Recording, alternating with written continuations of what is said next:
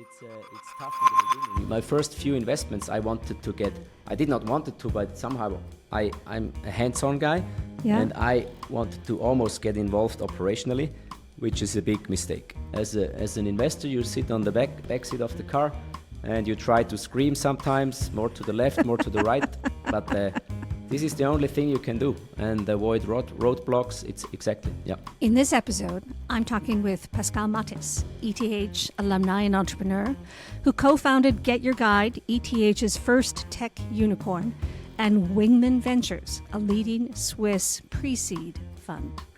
This is We Are ETH, and I am Susan Kish, your host. Pascal, welcome.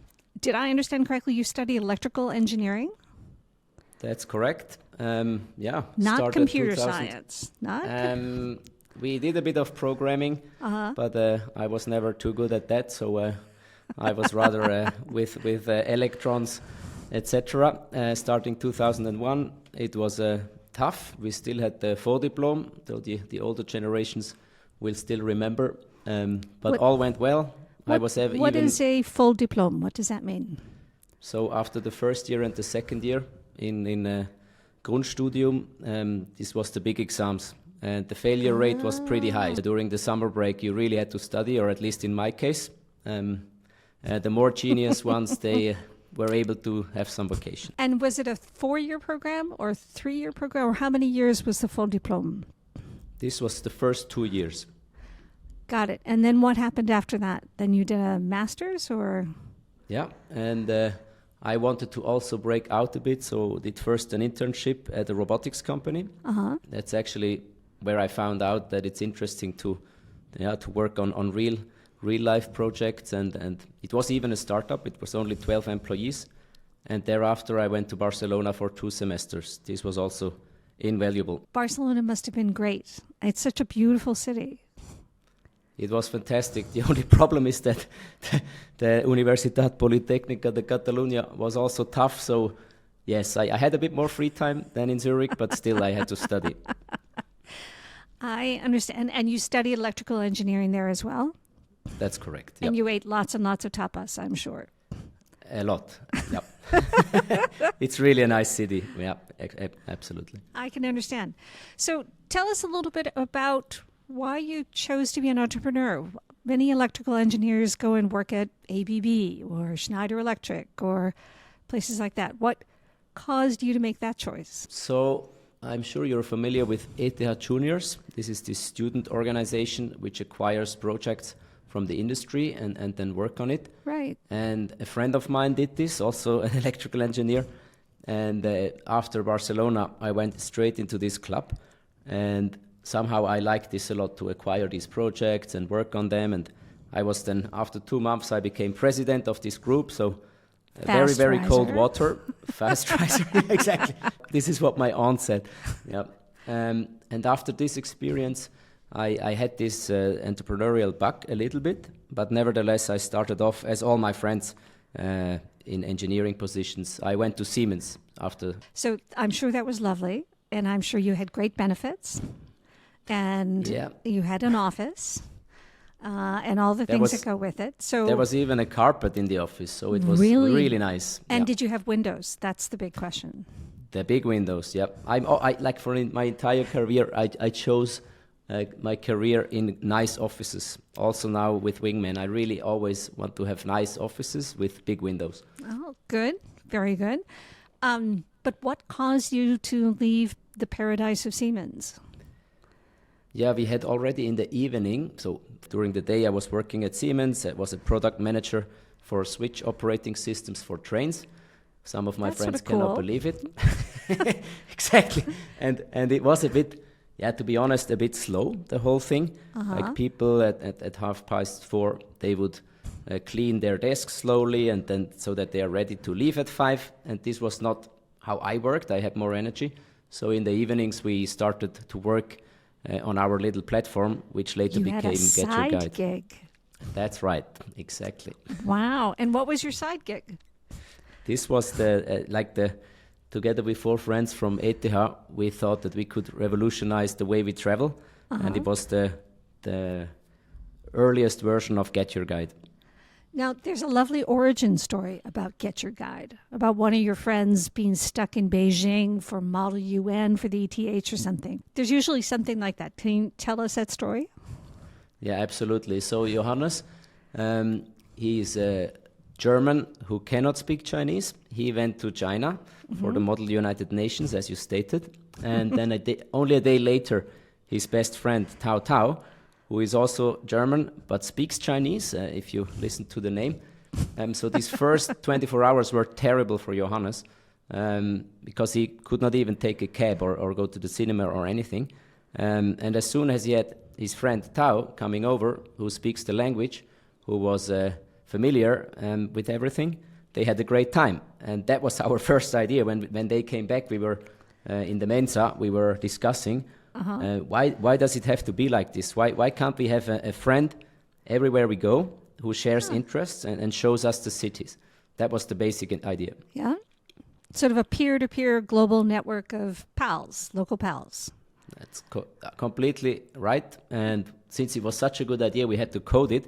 And 4 months later, we had it. And nobody would book. So we had in total, I think, four bookings.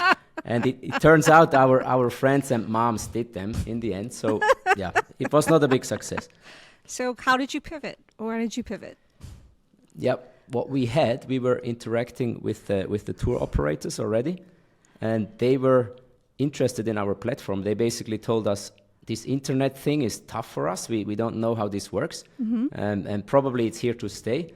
Why don't you sell our tours, which are already existing, on your platform? And we just listened to our customers and switched it to B2C, how it is today. Very, very cool. And Get Your Guide, you got an enormous amount of money from SoftBank right before COVID. Right. Which was probably brilliant. Yeah. Johannes, my co-founder, he has just this gut feeling, or I don't know what it is, but about the fundraise, he always picks the right moment to fundraise. So I was always thinking, why should we go for the next raise? It's so tedious and annoying. But in the end, he always was very smart about the timing. So yes, this was great luck or good timing to just raise before COVID. Right, because my bet is your earnings, your revenue just went through the floor. I bet it, yeah. I mean, did anybody book through you during COVID? No, it was insane. I was so sure that we are on a stable mission, but then this tiny virus came around and no plane left the ground, and so the revenues went basically down to zero. How did they survive? Well, they had money in the bank. They had money in the bank, and then my co-founders, they did a bold move. They said, we don't want to lay off people. We tried to keep the group together, and they did something very smart. They went to the attractions, which are sometimes hard to get. And so we got very good contracts with attractions which usually don't need to sign these kind of contracts. So we came very strong out of the crisis, stronger than all of our competitors. Got it. And you left, if I recall correctly. Yeah, exactly. At the end of 2013, I left, and that had very personal reasons. We had 2 kids by the time. Congrats. And since yeah, thanks to my wife. Yeah, I'm sure you had a role to play. Yeah. At least this is how I tell the story. Yeah. No, we had already offices in Germany and the US, so I needed to travel quite a lot. And my wife said, "Hey, this is not how a proper father should behave." And yeah, that's why I stepped down from the board and from my operational roles. Got it. And you worked at Google for a few years. That's correct. And also there, it's interesting sometimes in life. I really had no clue what to do because you're an entrepreneur. You have your own company. It's really nice to work for yourself and having your project. And a friend of mine just sent my CV to Google without even telling me. So only later he said, by the way, I put your CV to Google. And I was interested anyhow to learn how they recruit, because this was mostly my job at Get Your Guide. And that's why I started the process and somehow convinced them to hire me.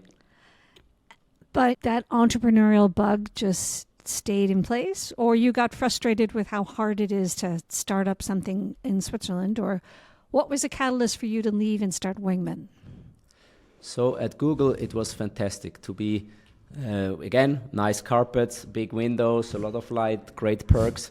So it's really nice to work for Google. And the dining rooms were as wonderful as you hear? It's insane. They even served us sushi sometimes. It's really? It's incredible. Oh, man. So it's really, it's a great company. And it was also interesting for me to learn something new. What happened then is that the young people who wanted to become an entrepreneur, they reached out to me and asked for advice. Huh. And through the ETH network, or just sort of you had been profiled mostly. Enough, or mostly, I think, mostly through friends and a lot of ETH people. And they asked me questions, how we did this at Get Your Guide, how you build a unicorn, etc., etc. And obviously, it's also a bit charming. Because you know something which not so many people in Switzerland have gone through, right? And I started coaching, and then I realized that there is all this talent, especially from ETH, right? And nobody cares. There was a bank here, ZKB, and they had a program to invest a bit of money. This is also how we started at Get Your Guide, which is great, but this is not even for profit. I have the feeling. That's how I started to then also invest small amounts into these companies. So you started as an angel yourself? That's exactly correct. Yeah. So this was not planned. Yeah. You just sort of rolled into it. It does happen, right? And then you decided to make this more formal? Or what switched from an interesting job at Google with great sushi and other gazillion perks to, the offices of Wingman with that W in the background? Yeah, so it was, great it branding, was by the way. I love that W. I love that font. We are very proud of it, especially with the dot, which you see somewhere here.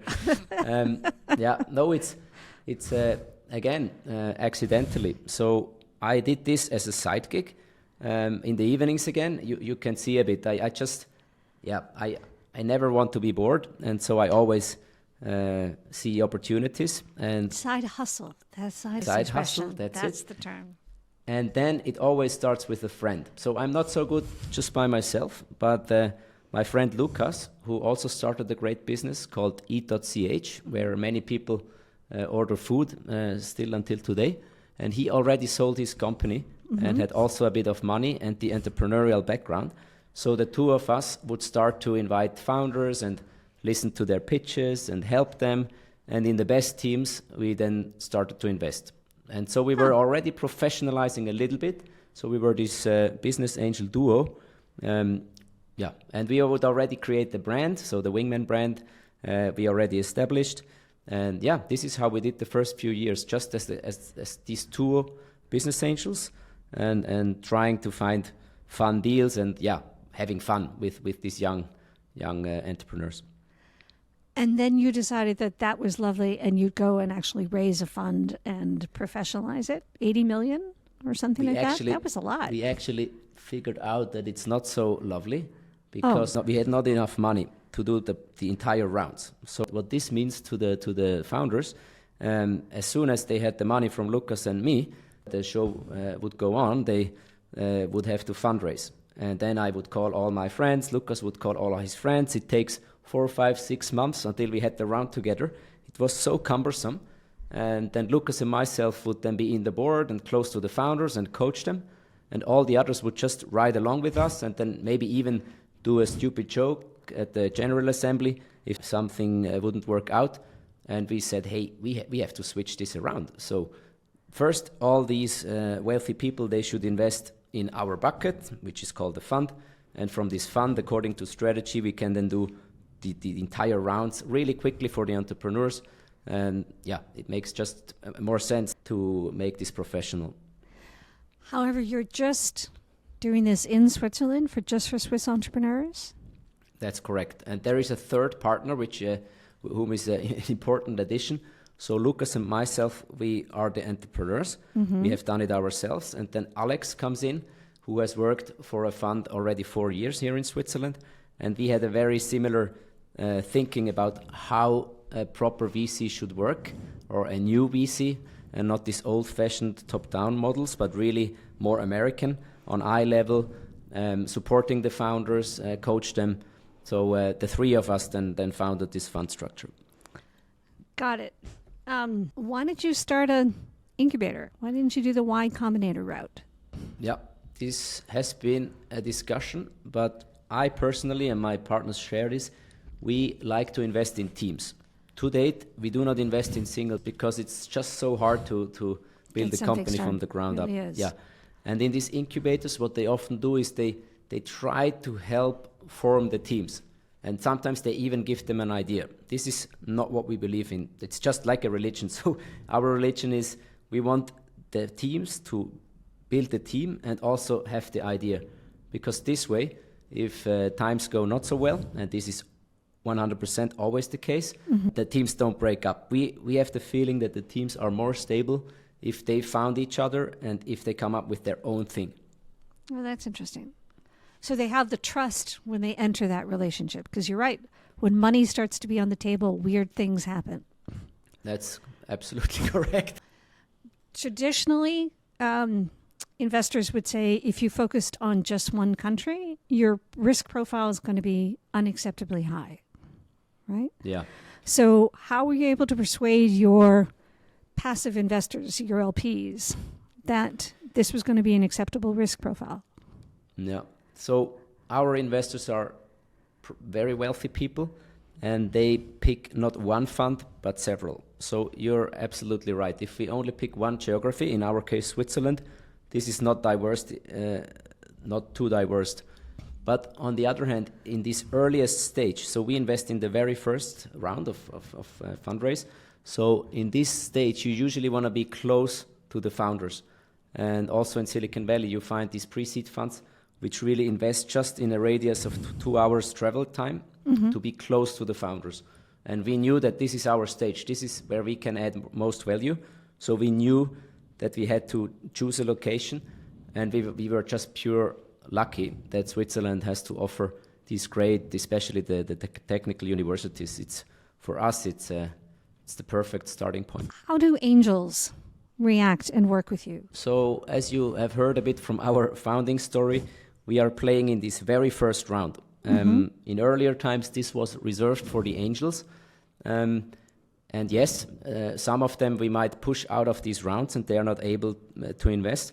We always look for people who can help with their network or their skill set. So we will make the lead in the round always, and then we will reserve a few 100,000 for angels who really add value to the table. Got it. A friend of mine was a very active Swiss angel and lives in Hong Kong now. And he always said that as soon as you make an angel investment, you should just write it off. Don't worry about it. Do what you can to help them. Do what you can to help build it. Use your network. Do whatever. But don't live or die by your angel investing. Yeah, it's a very good advice, and I did not follow. And especially for entrepreneurs who turned investors, it's tough in the beginning. My first few investments I did not want it to, but somehow I'm a hands-on guy, and I wanted to almost get involved operationally, which is a big mistake. As an investor, you sit on the backseat of the car, and you try to scream sometimes, more to the left, more to the right, but this is the only thing you can do, and avoid roadblocks. It's exactly, yeah. So you're a backseat driver, but there's an art to it. Is that what you're saying? I like how you phrase it. We should use it. Yeah. The world's best backseat driver. That sounds great. You work in the pre-seed area, but that's a pretty technical term. Can you give sort of an idiot's guide to pre-seed or angel investing? What are the things they should be thinking about? Yes, happy to do so. So the finance people are very simply in that way. So they have these different fundraising rounds, and until you sell a company or IPO it, there is maybe 6, 7 of them, and we just use the alphabet. So A, B, C. But then they figured out, hey, in the very beginning, they also need a name, and it's just pre-seed for the very first round, where you maybe take in up to $1 million US dollar. Is that what they used to And call then friends and family friends and family is maybe before that? this is the 3F: friends, family, and fools. So this is really just in the 10,000s. So mean. And then the pre-seed cruel. where we play, it's right. Pre-seed where we play is the 100,000s, and then a seed round would be in the millions, ideally. Oh, that's interesting. Okay, good. And let's say somebody wanted to be an investor in that stage. What are the things they should be considering? My first advice would be not to do direct investments, but start with a fund investment, because then you see a bit how the professionals do it, how they construct a portfolio. And I think portfolio is the most important word. If you invest in 3 companies, most likely all of them go bust and you lose all your money, which would be a shame. So you have to, it's a numbers game. You need to invest in at least 10, 20, 30 companies to make sure for the risk you take that certain of these become winners in their category. What's the minimum amount an active investor at that stage could be thinking of? Because all of a sudden It depends. It sounds like it's $1 million before you should, be really thinking about this stuff. Yeah, you can start early. There is also this network like AngelList, Right. etc. There you can start with 5,000. But I would follow a bit the professionals. Also, this is also a good idea instead of investing in a fund. You're not just talking Yeah. your book, are you, Pascal? Yeah.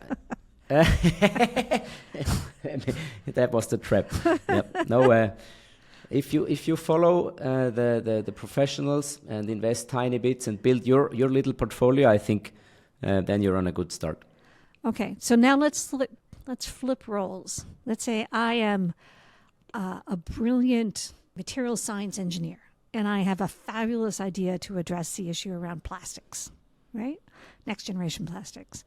And I've heard of this guy, Pascal, and I see his LinkedIn. It tells me I'm really too busy. I can't possibly respond directly, right? You have to send your information here. And I go, okay, how do I prep? What do I do? What are the things I should be thinking of before I come to see you?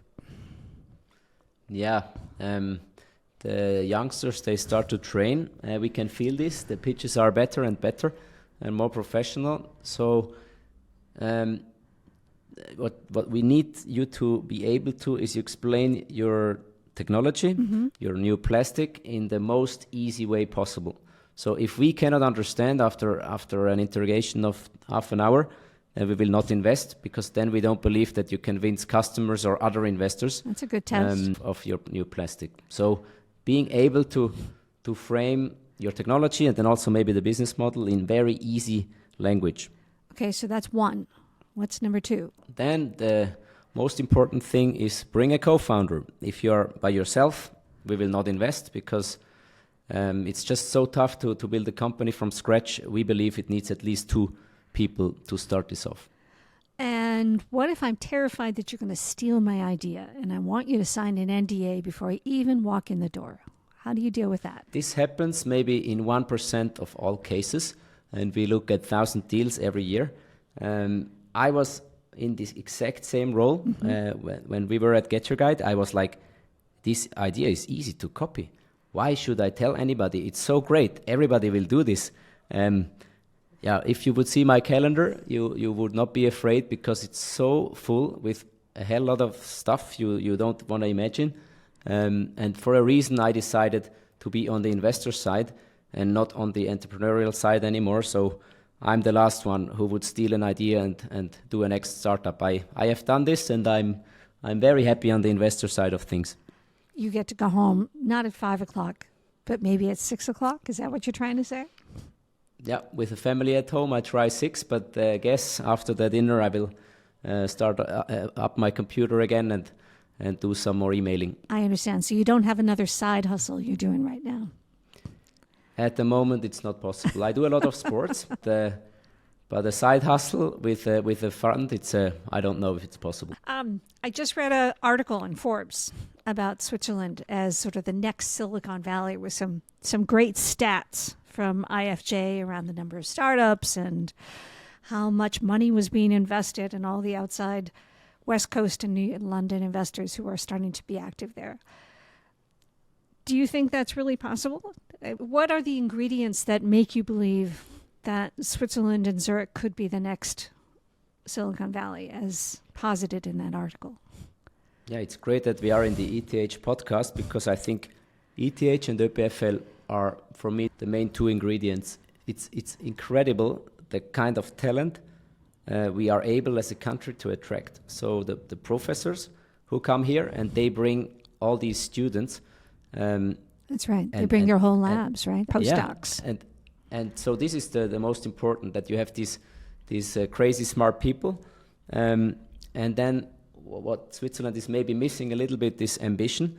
But since we import so many people from all around the world, we often see international teams. So there is somebody coming from the US or from wherever, teaming up with some Swiss and German, and then they have a quite good and diverse team to start. So I think talent makes me a strong believer that we can be the Silicon Valley, and then also the rest of the country. It's just so stable.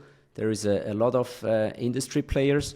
There is the Googles and the Metas. They are all here. Google employs 5,000 people in Zurich. And a bunch of other guys have labs here too. Disney, Microsoft, all those. And IBM since 40 years or something. That's right. And they won Nobel Prizes out of that lab, right? So I think on the talent side and industry for first customers, we have everything here. It's somehow just, we call it the flywheel. We have the feeling if there is a couple of more Get Your Guides, some companies which become big and maybe even stay here and don't move outside the country, then the flywheel should start to spin, because these founders, they invest again in other companies, and the first employees who live through this journey, they come out of these companies and start their own stuff again. So we really have the feeling there is not much more needed, and the flywheel can start to spin. So ETH is a theme throughout our conversation, right? Whether it's going there or doing the ETH juniors and becoming president within 2 months, or continuing to work with them. How did ETH and those years and that experience, how did that prepare you for what you're doing now? This is now an interesting question. So that my pure electrical engineering studying, this gave me a logical thinking, which I use every day. And sometimes for me it's almost impossible that other people cannot make the connection if something is dependent on each other or not.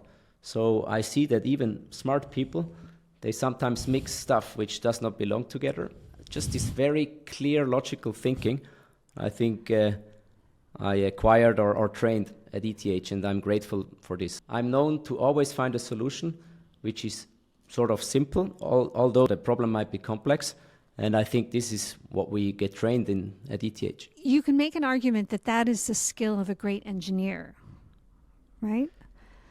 Yes, I agree. So there are many institutions that create wonderful, extremely insightful engineers, right? What makes ETH special? Why is that where you are, and what was the magic at ETH that sort of set you on this path? I think what I like about ETH is that there is enough money in the institution. So I'm very grateful, and I think many people at ETH are. The laboratories, which they give us just for free, and also now all these student project houses and these kind of initiatives, it's so great. So money is not an issue. And then this melting pot that you put all these great talent together from different nationalities and also different fields nowadays. I think this is something ETH improved. We were always a bit only the electrical engineers. Nowadays they bring the departments together. I think this melting pot makes it an incredible place. Fantastic. Pascal, thank you. That was a wonderful conversation. I have a few closing questions, if that's okay. I'm ready. Okay. So when you were very young, what did you want to be when you grew up? Yeah, now I don't know how this figure is called in English, but from the Donald Duck series, there was this inventor, and I always wanted to be him, just to create stuff out of nothing. This was my dream. Well, it sounds like you accomplished that dream, or you're on that path, let me say. And you help others create. Exactly. I'm not the guy, but at least I can be instrumental for these kind of people to achieve their goals. That's lovely. And what are you curious about today? What inspires you today in terms of either technologies or other areas, or what captures your interest? So for me, it's a combination between people, these entrepreneurs, and technology. And that's why I have a dream job. Every day, I am able to sit with these great talent, and they come up with some crazy ideas. Sometimes it's too crazy, but some of them will change the world, and I can play my little role in the inception of these companies. So for me, it's heaven. What are the books that you're reading right now, or podcasts that you're listening to? Since we are fundraising for our fund, I'm reading the Bilanz with all the rich people, and I'm on many tech blogs. So I'm internally called the Gadget Master. I always have to check out the newest cameras and the newest phones, etc. So the same angel investor always told me that he looked at these unbelievably expensive knowledge management systems and data management system. And he said, I could do that, or I could take a bunch of people out to lunch. So this is even how I invest.